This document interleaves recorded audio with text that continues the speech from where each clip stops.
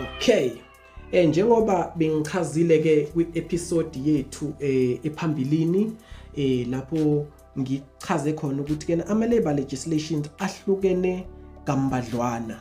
Eyokuqala ebalulekile kunawo wonke is the basic conditions of employment.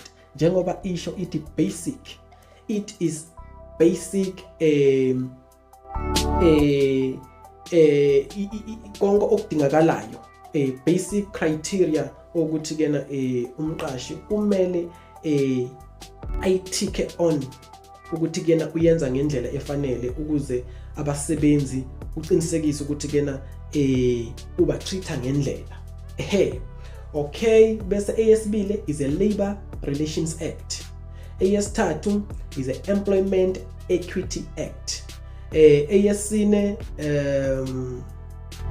I'm not sure, okay, but okwanamhlanje siqhubekela phambili sizobe sifocus kwi-basic conditions of employment ngoba it is basic information that must be made available to everyone or participator in a working environment.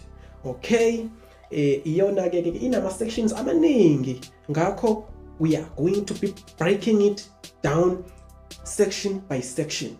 In this section I'll be introducing the introduction, the basic conditions of employment.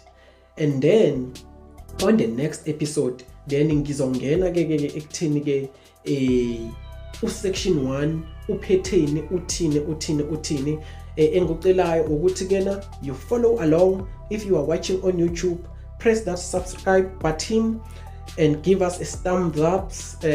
Also ungakhohlwa futhi ukupressa the notification bell ukuze wherever we upload new episode you are the first to be alerted ukuze ungasaleli emumva. Ngoba siyozama ngayo yonke indlela ngolimi lakamageba ukuthi ke abantu bakithi bakwazi ukuthi bayi-understand le information ebaluleke kangaka ehlezi iphambi kwabo, kodwa bangakhona ukuthi kena bayisebenzise baxhaphazeke emisebenzini ibe ikhona lemithetho kodwa bengakwazi ukuthi kena beyi-enforce because abayi-understand, because ikhona emabondeni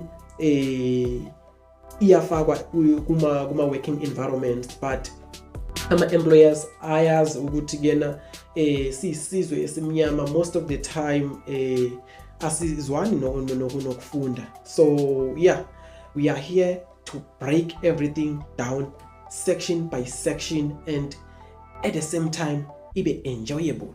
Uyayibona leyo nto leyo. Okay.